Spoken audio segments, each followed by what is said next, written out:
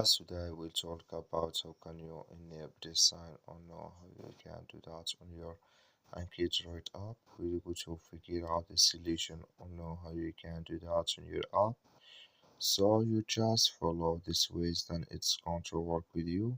So all you have to do, you just go here above this sign, click on it.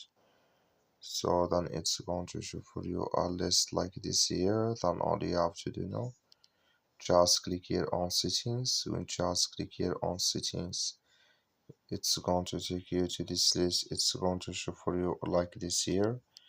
Then you click here on accessibility, click on it. Then you come to next CPU, come here to show like answer buttons. Just click in this sign. Then like you see this color show for us, that's mean here it's enabled with us now. So that's all you have to do. That's all. Thank you for watching. Don't forget to support us by liking, subscribe.